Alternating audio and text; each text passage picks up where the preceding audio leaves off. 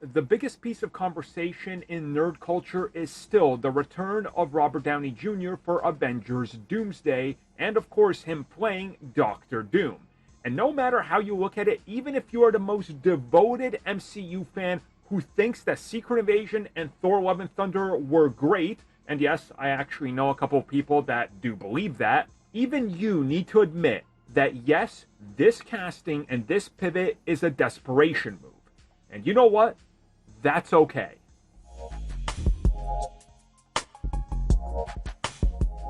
You guys know I love Marvel Studios and the MCU, but I am very critical of their projects that just do not hit, and I think the studio has a lot of problems. Whether it's how they commit to one thing and then quickly pull back, or how they're willing to pivot, which is the case here, or how they don't really have a backbone in standing up to what they say they're going to stand up for, much like most of Disney. It's just a problem, but overall, I still think the MCU is decent, but it's had missteps. We can all agree with this.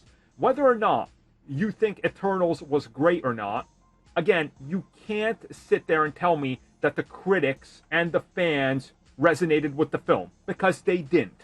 Same thing with multiple TV shows. So yeah, Marvel Studios has had quite a bit of problems, especially in the later half of Phase 4 and Phase 5. But along with those lows, they've had quite a few hits and some of the biggest highs in the MCU. And again, many of these were done out of desperation. And let's be clear about this one. Hugh Jackman returning as Wolverine was a desperation move. But look at how quickly everybody went and saw the film multiple times and quickly moved past it to, oh yeah, this is the greatest thing I've seen. Marvel Studios is back, baby. This how you do it, Disney. Just go. Look at all the pages that were a year ago saying Marvel is creatively bankrupt, Hugh Jackman shouldn't be back, to they're the ones championing this film, seeing it 4 times. Again, people are quick to pivot. And now let's talk about this desperation move and the pivot from Marvel Studios. If you look back at what Marvel Studios was doing, there's 3 pieces that contribute to this desperation move. One is the pandemic that hit, because let's look at the old schedule that was revealed pre-pandemic. Only focusing on the movies here. By the end of 2023, we were supposed to be in Fantastic Four territory, and 2024 featured 2 Avengers films. May of 24, Avengers The Kang Dynasty. November, Avengers Secret Wars. People forget that all of these projects on the film side were due out that quick, but the pandemic literally set everything aside. On top of that, we had the TV side that had to come out concurrently with it to connect everything. Look at this. This was the Marvel Studios lineup over just a course of a year. Look at how much content this is, close to closing in on 2 years. And again, Bob Chapek, the CEO, and his mismanagement and the pandemic really set everything aside, where we still don't even have all of these projects out. Then we move on to the second big factor. The star of the MCU going forward before his tragic passing was supposed to be Chadwick Boseman as the Black Panther. And if you guys go back to interviews post Black Panther, they were saying he is the next Tony Stark. He was going to be the central character, and the MCU was going to be spun around the rise of Wakanda, spreading across the world and all of this. He died. They had to pivot every single plan that they had. Again, a major problem. And the third factor, and another big one, and the biggest one causing the pivot, Jonathan Majors, aka Kang the Conqueror. The character was amazing in Loki.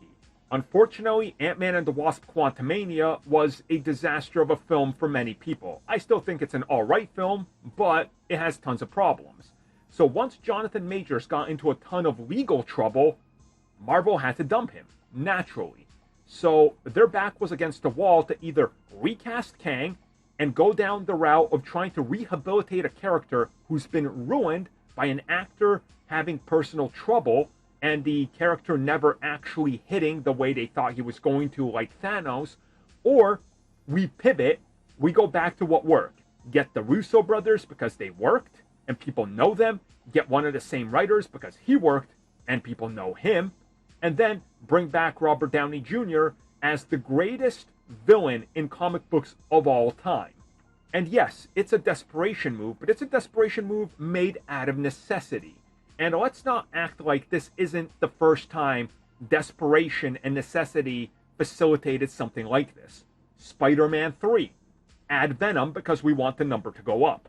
X-Men Apocalypse. Despite the fact that Matthew Vaughn did not want to do it and Days of Future Past before it, they brought back Bryan Singer as a desperation move due to First Class not delivering what they thought it was going to deliver. So they derailed that entire plan.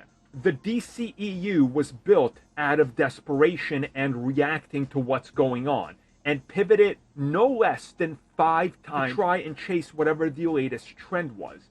Again, being very, very problematic and showing us that there is a lot of problems with what's going on, the perception, and how you do have to react to what people want.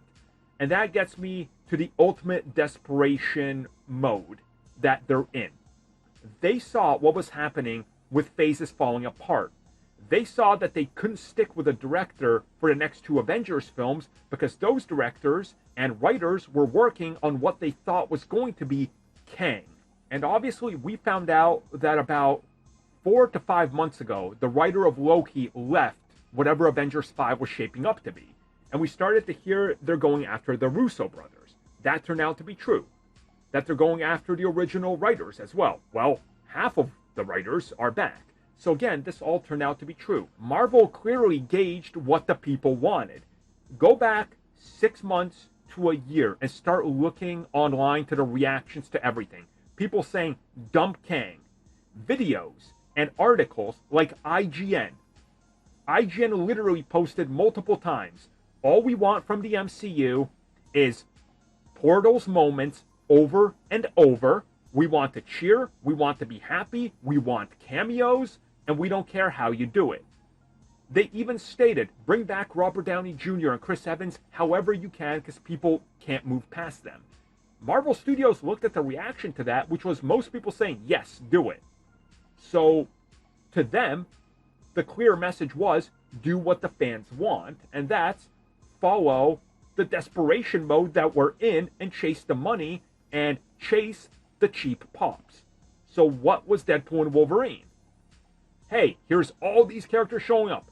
Clap, have a good time, don't worry about it. We got Chris Evans, we got Wesley Snipes, we got Channing Tatum. You guys all wanted this for so long, here you go.